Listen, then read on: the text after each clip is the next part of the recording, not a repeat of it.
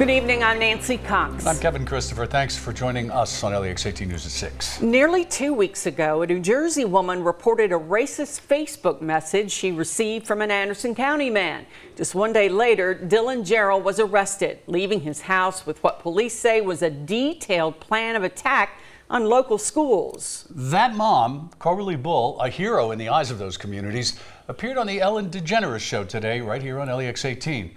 And of course, it wouldn't be an Ellen show without surprises. Alexa Helwig has more in tonight's big story at 6. This incredibly courageous New Jersey mom continues to gain national attention. The country got to meet Coberly Bull, a hero in the eyes of many Kentuckians. You prevented a major attack on schools there. That's what they're telling me. Yeah. That's what they're telling me. A mother's instinct, she calls it. The racist words in a Facebook message allegedly from Lawrenceburg man Dylan Gerald led her to Kentucky State Police, specifically Trooper Josh Satterley. He took it like he was investigating a threat on his own children. And that's what I needed. I needed a dad. The investigation led to Gerald's arrest, where police say he was prepared to pull off an attack. Still tonight, Bull raves about Trooper Satterley, which obviously made for a great Ellen DeGeneres surprise. And what is the trooper's name that was in? Officer Satterley. I mean, he really, yeah. He's my hero. Let's bring him out then. A tearjerker moment, no doubt.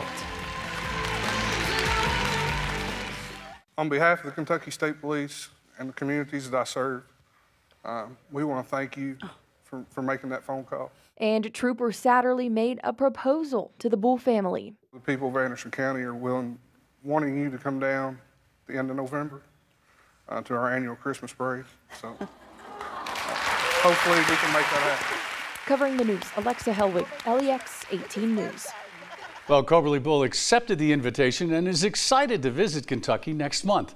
Ellen also surprised the family with a week-long trip to Fiji. Very nice.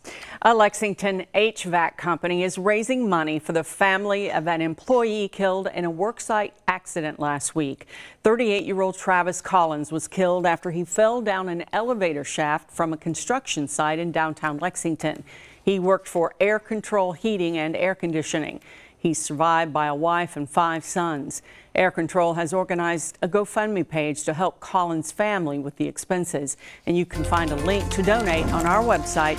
Just go to lex18.com. 9 months after one of their teammates was gunned down in a school shooting, the Marshall County High School baseball team has a special way to remember him each time they step on the diamond. LEX 18's Claire Crouch has this making a difference. 9 months gone, but on the Marshall County High School baseball field, Preston Cope is everywhere.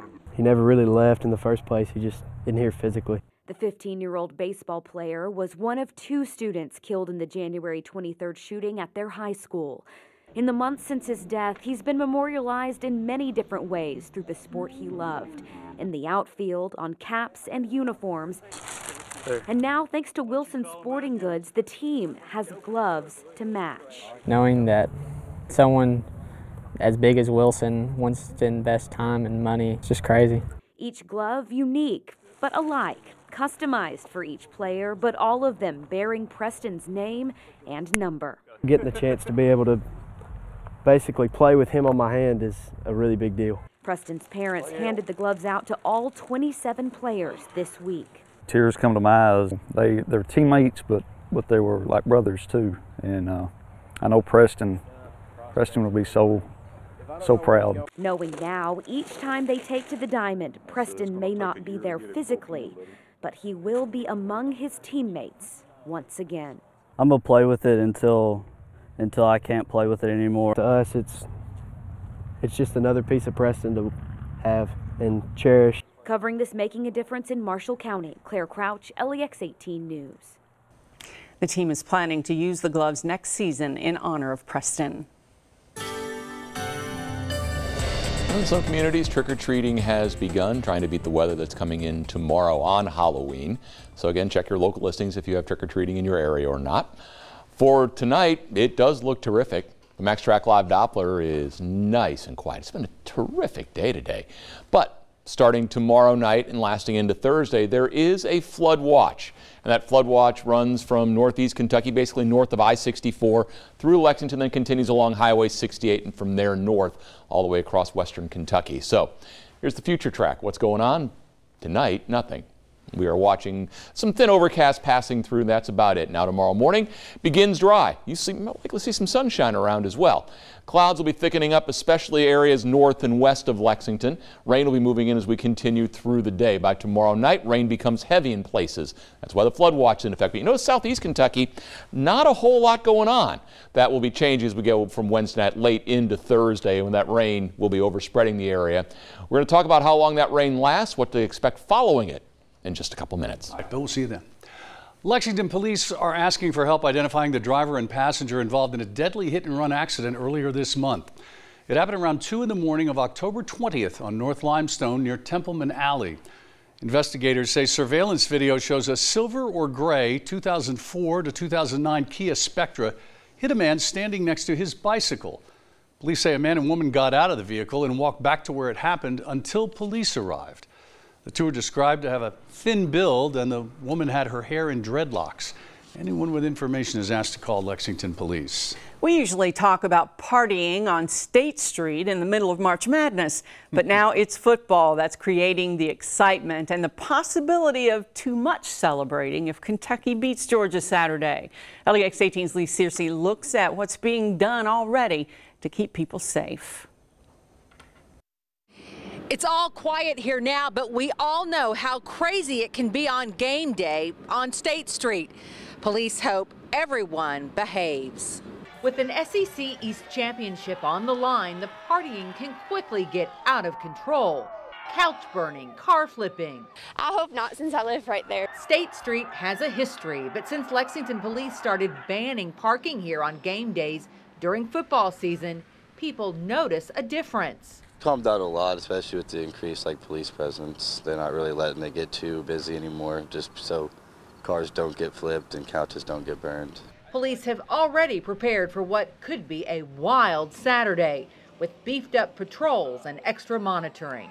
Let's have fun and enjoy it, but not get too out of hand and get people hurt. Look out for each other and realize that there is never any excuse for interpersonal violence. I don't care how drunk you are. Good rules to follow at any age. Covering the news in Lexington, Lee Searcy, LEX 18 News. Washington sent more help for Andy Barr today. This time it was House Speaker Paul Ryan. Both politicians campaigned at the Toyota Two-Show plant in Georgetown. There they spoke about how their tax cuts have helped companies in the area. But they also addressed other issues, such as border control. About that, Barr told the crowd he stands with the president when it comes to building a wall. But he doesn't support the president's idea to get rid of birthright citizenship.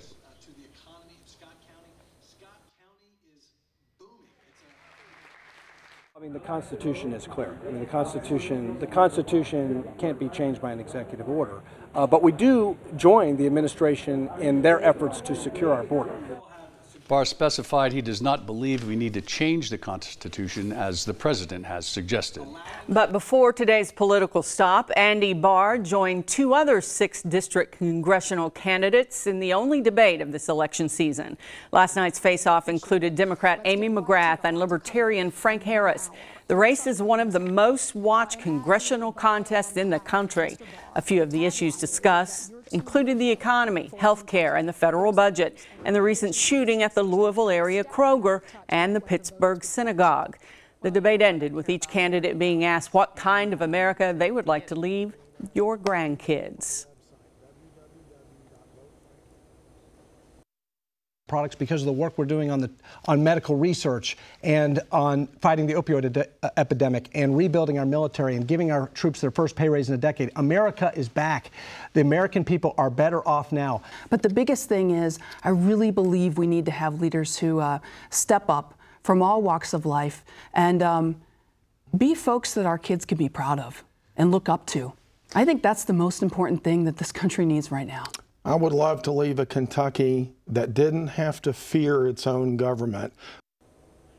Each candidate said everyone should exercise the right to vote 1 week from today. Well, according to Secretary of State Allison Lundergan-Grimes, more Kentuckians are registered to vote in next week's election than ever before. Conroy DeLuce talked to LEX 18 political analyst Bob Babbage about how that's expected to translate to turnout. On Monday night, the 6th Congressional District took center stage in the one and only debate between candidates. It lived up to the billing. People wanted to see some color and some flair and some flash and some depth, and they got all of that. Bob Babbage says the debate seemed to focus on the pocketbook. What's your paycheck look like? What's your retirement look like? What's your health care situation? And what are you worried about? The Secretary of State's office reported a net increase of nearly 35,000 registered Kentucky voters since the May 22nd primary. Bob Babbage says the passion and attention injected into that 6th district race could have a ripple effect down the ballot. If you go in to vote for one race, chances are you're going to touch a couple others, even if you aren't as well informed. Ultimately, the races will be decided by who shows up next Tuesday, a fact not lost on the big-name politicians who have visited the Bluegrass. A lot of this, though, is the push of the two candidates to get their base to the voting booth and to pick up the other people who are still deciding, is it worth it? How do I feel about it? What matters most to me, and who reflects that? We'll find out on November 6th. Covering the news in Lexington, Conroy DeLuce, LEX 18 News. Coming up, hundreds of jack-o'-lanterns will soon, light up part of Lexington. They're scary, I know. We're talking about Pumpkin Mania next on LEX 18 News.